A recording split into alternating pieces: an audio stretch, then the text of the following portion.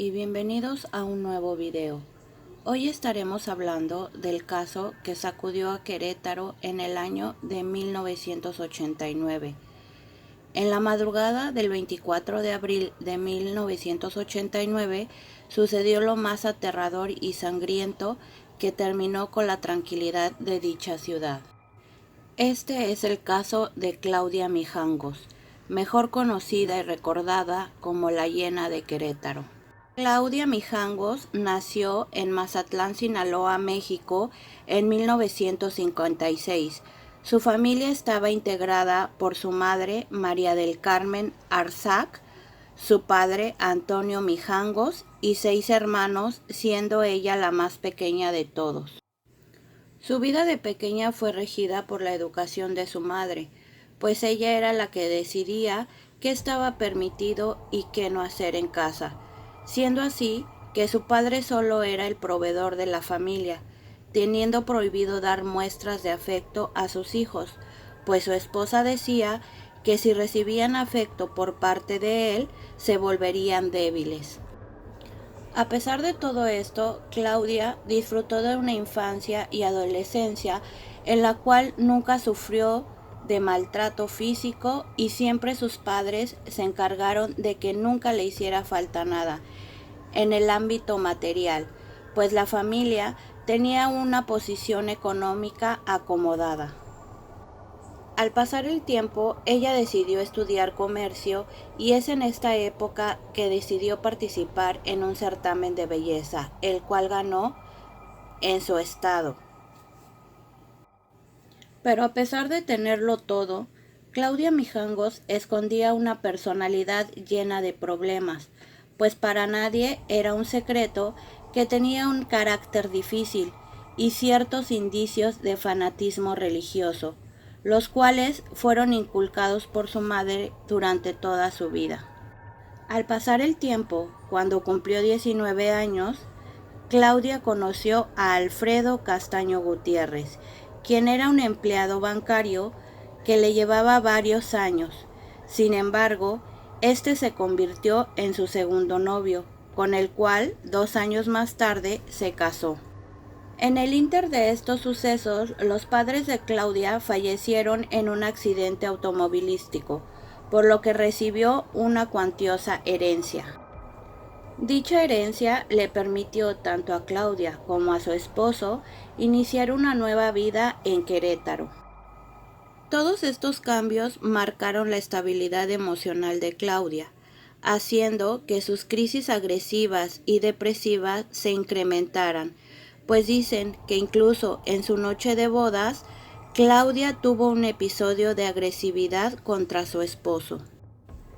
Sin embargo, Antonio justificó todo diciendo que todo lo que pasó había sido por los nervios del momento. Una vez instalados en la ciudad de Querétaro, Claudia abrió una tienda de ropa en el pasaje de la Llata, el cual era un lugar donde asistían las mujeres más ricas de la ciudad para comprar su ropa y demás artículos. Para este punto, todos los que la conocían pensaban que Claudia tenía una vida perfecta, pues al pasar del tiempo, Claudia y Antonio tuvieron 3 hijos, Claudia María, Ana Belén y Alfredo Antonio, los cuales en el momento de la tragedia tenían 11, 9 y 6 años respectivamente. Es así que debido a su arraigada formación católica, ella quiso retribuir todo lo que hasta el momento la vida le había dado, por lo cual decidió dar clases de catecismo, ética y religión en el colegio Fray Luis de León, donde estudiaban sus 3 hijos. Es aquí donde la vida de Claudia dio un giro por completo, pues es en este colegio donde conoce al padre asignado a esa parroquia, el cual era llamado el padre Ramón. La mayoría de la gente que lo conoció en esa época comentaba que el padre Ramón era muy atractivo y que no mostraba indiferencia ante los deseos de Claudia. la cual se obsesionó tanto que comenzaron a surgir sus problemas internos, pues aunque muchos decían que el padre Ramón y Claudia eran amantes, muchos afirmaban también que esa relación solo existía en la cabeza de Claudia, a la cual, después de lo ocurridos los hechos, la escuela jamás dijo nada al respecto, pero tampoco lo negó. Siendo así que inmediatamente después de lo ocurrido, la arquidiócesis tramitó el cambio de parroquia del padre Ramón.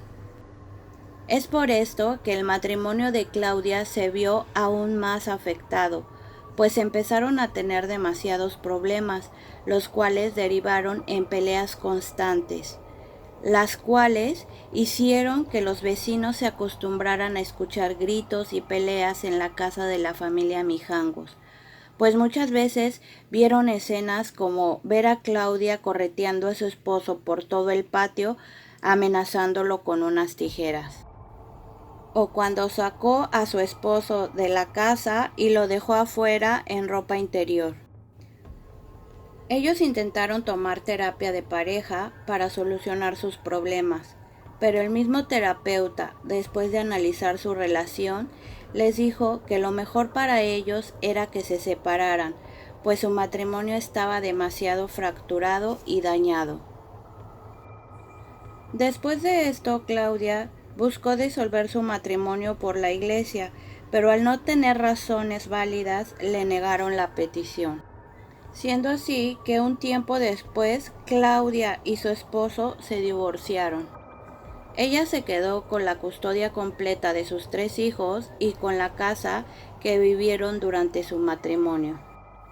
Siguió con su tienda de ropa y continuó dando clases de religión, mostrándose durante este tiempo en calma. Pero poco tiempo después, la gente empezó a comentar que sus problemas emocionales se iban acentuando, pues comenzó a presentar alucinaciones, en los cuales incluso llegó a decir que sus vecinos y familiares le estaban haciendo brujería, porque según ella, no querían que fuera feliz con el padre Ramón, motivo por el cual empezó a llenar su casa de imágenes religiosas, pues empezaba a decir que escuchaba voces, veía demonios y que los ángeles le hablaban diciéndole que ella y el padre Ramón tenían que estar juntos. Una noche antes de los hechos, el 23 de abril de 1989, los niños fueron a una kermés acompañados por su padre, el cual los llevó de regreso a casa con su madre por la noche. Al dejar a los niños, Alfredo y Claudia tuvieron una fuerte discusión. Esa noche, él le dijo que ya sabía de su relación con el sacerdote, pero que quería regresar con ella y que estaba dispuesto a dejarlo pasar y tratar de arreglar su relación. No obstante, ella se alteró demasiado y gritándole le dijo que saliera de su casa. Al retirarse, ella procedió a cerrar la puerta con llave y subió a acostar a los niños. Les dio la bendición y ella se fue a dormir.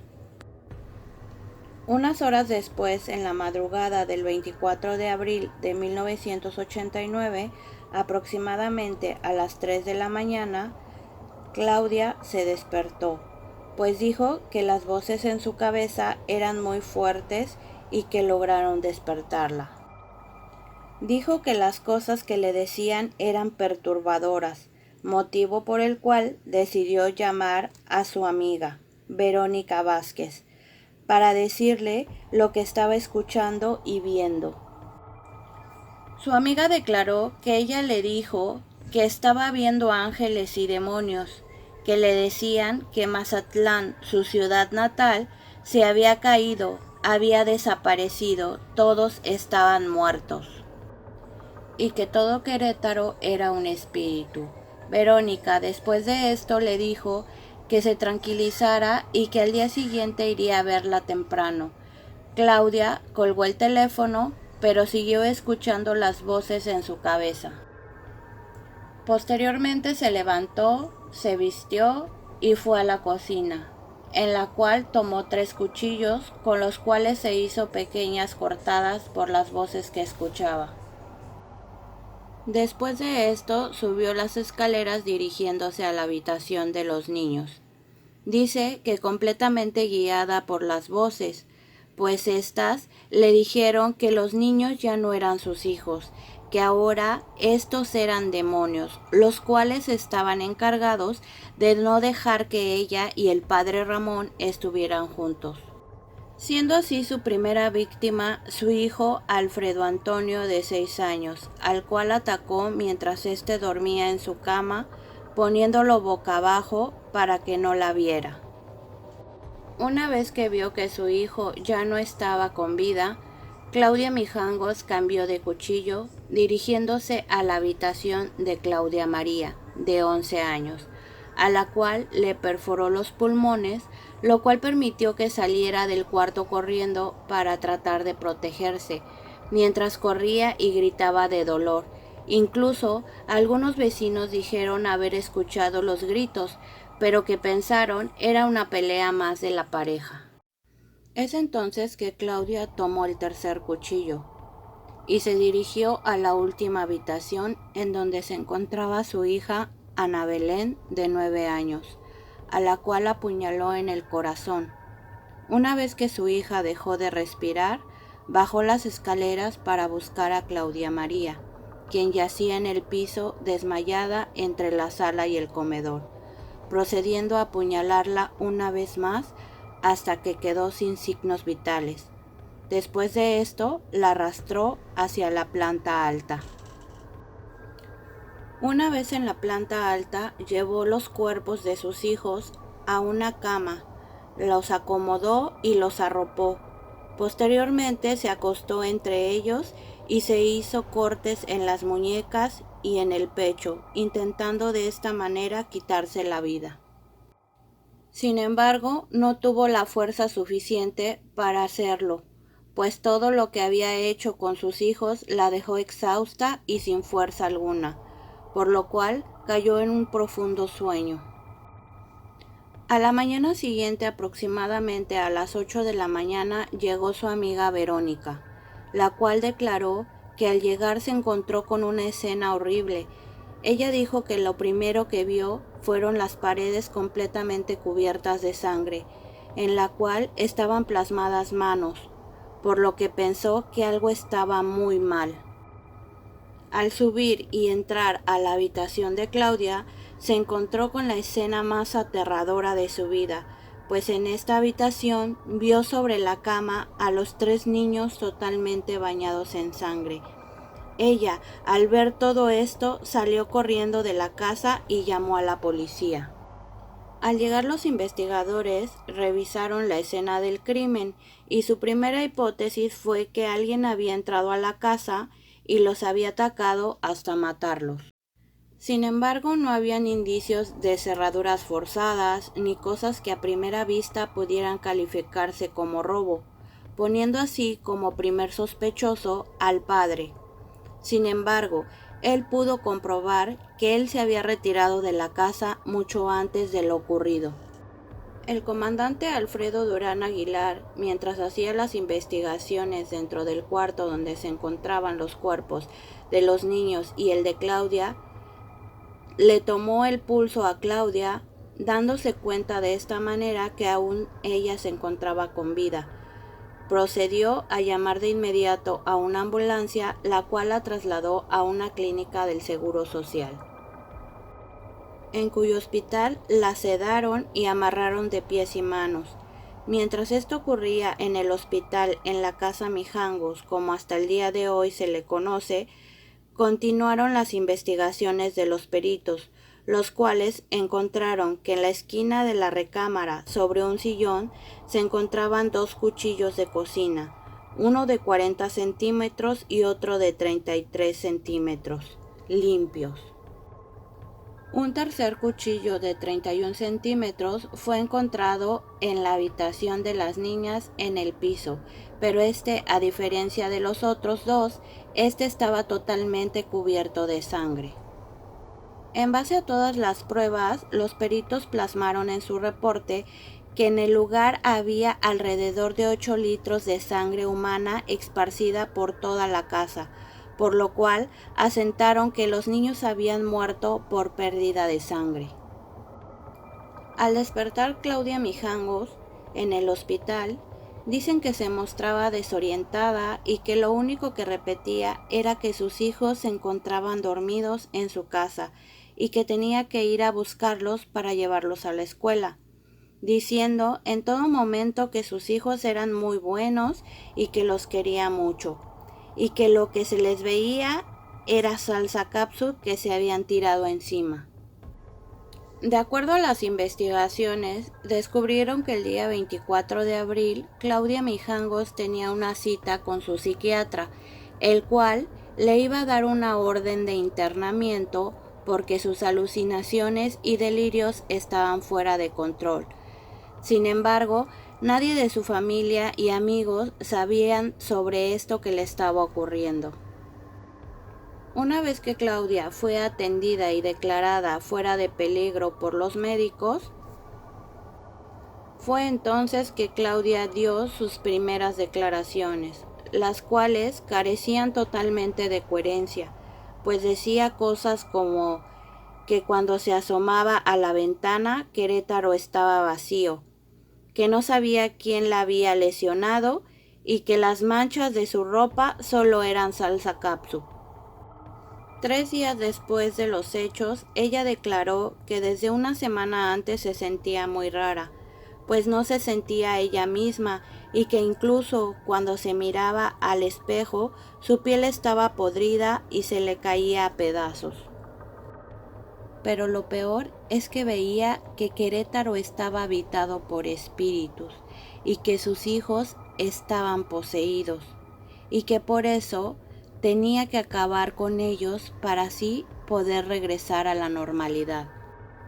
Dijo también que un demonio fue el que le ordenó que hiciera lo que hizo, y en base a sus declaraciones, Claudia Mijangos fue sometida a un sinfín de evaluaciones psiquiátricas y médicas, las cuales arrojaron que Claudia tenía un quiste en el lóbulo temporal derecho, el cual se encarga de controlar las emociones.